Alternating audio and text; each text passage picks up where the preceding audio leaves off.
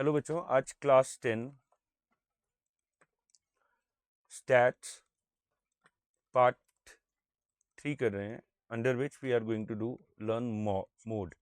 सो हमें पहले मॉड की डेफिनेशन देखनी है। What is a mode? Mode any observation whose frequency is maximum। Frequency is maximum, वो ऑब्जर्वेशन जिसकी फ्रीक्वेंसी जो होगी वो मैक्सिमम होगी। अब हमारे पास तीन तरह की सीरीज होती हैं, इंडिविजुअल, डिस्क्रीट और कॉन्टिन्यूस। उन सब के लिए अलग अलग होंगी, लेकिन पहले हम कुछ पॉइंट्स समझ लेते हैं। जिसमें पहला पॉइंट है कि for a given data there may not be any mode. ऐसा भी हो सकता है कि आपके पास कोई डाटा दिया और उसका कोई भी मॉड ना हो, जैसे कि 2 हमने ले लिया 2 9 6 4 3। सो इफ यू सी, यहाँ हर ऑब्जर्वेशन का एक ही बार रिपीट हो रहा है, वो 2 बार रिपीट, 2 या 2 से ज़्यादा बार रिपीट नहीं हो रहा है। So it has no mode. Second है the some data may have 2 or more than 2 mods। For example मैं यहाँ ऑब्जर्वेशंस लिख रहा हूँ, जैसे 10 20 30 40 50 60, and right now I'm writing the frequency 4 3 9 2 9 and 7. So the maximum frequency is 9, but the observation is different, 30 and 50. So here the mods are 30 and 50. The mods are 30 and 50. ठीक है। The third is, अब यहाँ आपके पास एक याद रखना है, हमारे पास एक डायरेक्ट फार्मूला होता है जिसको हम एम्पेरिकल फार्मूला बोलते हैं। ये बहुत इंपॉर्टेंट होता है क्योंकि इसके ऊपर बहुत सारे क्वेश्चन बनते हैं, और ये अब तब यूज़ करते हैं जब हमारे पास प्राइमरी डाटा नहीं होता। प्राइमरी डाटा कि हमारे पास ऑब्जर्वेशंस और उनकी फ्रीक्वेंसीज नहीं हैं, उस केस में हम इसका यूज़ करते हैं। तो वो फार्मूला क्या है? That is mode is equal to 3 median minus 2 mean minus 2 mean. अब आपको यहाँ ध्यान रखना है, एक बहुत इंपॉर्टेंट थिंग है। ये तो आपका फर्स्ट फार्मूला हो गया।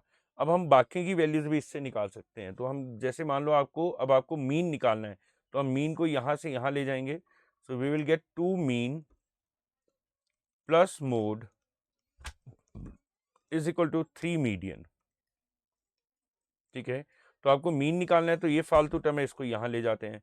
So mean 2 mean will be equal to 3 median minus mode. Then we have to find out mean. So what is mean? Mean is equal to 3 median minus mode whole divided by 2. तो ये एक formula आपका ये बन गया mean का, एक in terms of mode हो गया। एक और बच गया ना फिर मीडियन, तो इस बेचारे को क्यों छोड़ेंगे हम?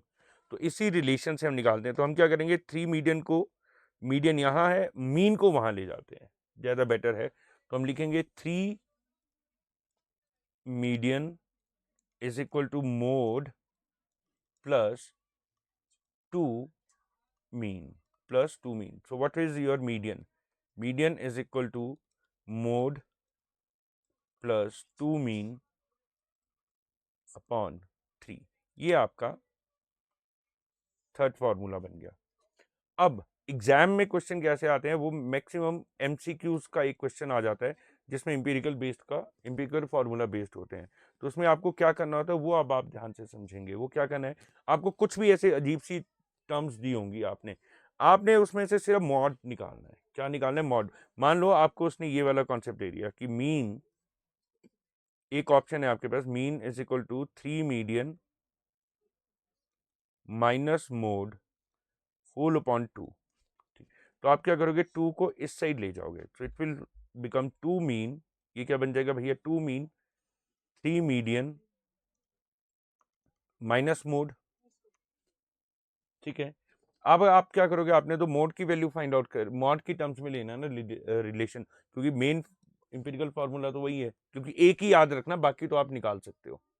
ठीक है, तो आपने मोड को इधर ले जाना है, तो क्या हो जाएगा, mode is equal to 3 median minus 2 mean, and that's your final answer. अगर ये बिल्कुल ऐसी ही टर्म बनती है तो वही तुम्हारा आंसर है, लेकिन अगर इसमें से कुछ गड़बड़ आता है तो वो आपका आंसर नहीं है। तो ये क्वेश्चन लंबा होता है, इसमें आपको सारी की सारी वैल्यूज को निकालना पड़ता है। ठीक है, समटाइम्स हो जाता है कि आपको डायरेक्ट याद आ जाए, अगर डायरेक्ट ये तीनों फॉर्मूले याद हो जाए तभी बहुत बढ़िया, अगर नहीं होंगे तो फिर प्रॉब्लम है ही है। ठीक है, अब हम मेन फॉर्मूला करते हैं, तो formula for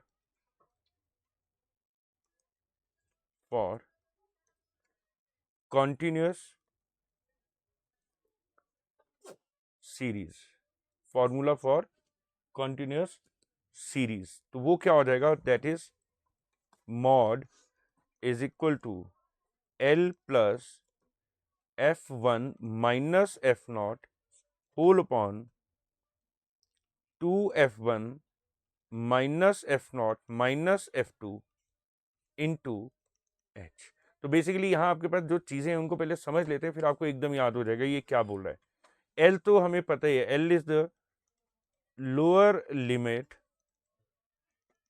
of modal class, of modal class ना। अब सवाल ये है कि मॉडल क्लास कौन सी है, तो जब हमने मीडियन का वो फॉर्मूला किया था तब हमने मीडियन क्लास निकाली थी।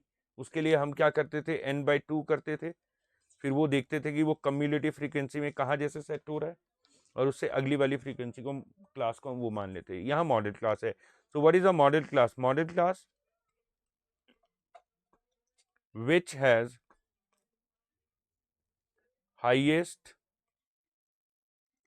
Frequency, which has highest frequency, उसको हम मॉडल क्लास ले लेंगे। Then we will have f naught, इसको F0 नहीं बोलना, बहुत सारे बच्चे इसको क्या बोलते हैं, F0। It is not F0, basically it is F0। And why it is used as F0, because physics और केमिस्ट्री में जब भी हम इनका काम करते हैं तो इनको हम नॉट, इनिशियल पोजीशन को हम F0 ले लेते हैं। ठीक है, so what is F0, F0 it is the frequency of previous class to modal class, जो आपकी मॉडल क्लास है उससे पिछली जो क्लास है उसकी फ्रीक्वेंसी आपकी F0 होगी। Then we have F1। Now what is F0, frequency of modal class, frequency of modal class. Then we have F2, F2 क्या हो जाएगा, that is the frequency of next to modal class, modal class से next जो होगी उसकी frequency होगी। ठीक है, नाउ व्हाट इज H, तो H तो अब आपको याद हो जाना चाहिए, that is the class size. ठीक है, ये आपका फॉर्मूला बन गया आपका सारा कुछ। अब हम इसका एप्लीकेशन देखते हैं कि हम क्वेश्चन कैसे सॉल्व करेंगे इसके लिए। ठीक है, तो मैं यहाँ एक फ्रीक्वेंसी ले रहा हूँ, डेटा ले रहा हूँ हम, क्योंकि आपका क्लास 10 में सिर्फ वही है, कॉन्टिन्यूस सीरीज के हैं, दूसरी नहीं है इंडिविजुअल और व्हाट यू कॉल डिस्क्रीट, तो हम उसी को लेंगे। तो मैं यहाँ ले रहा हूँ एज इन ईयर्स।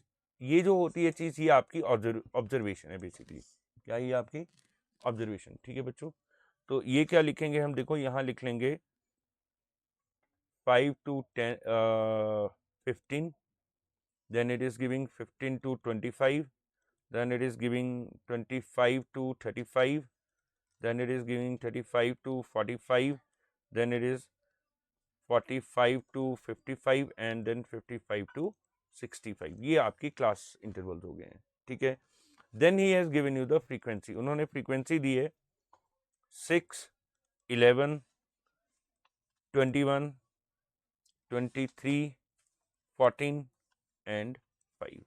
ठीक है जी, अब आपको इसका टेबल बनाना है। क्या बनाना है, टेबल बनाना है, तो हम टेबल बना लेते हैं इसका फटाफट।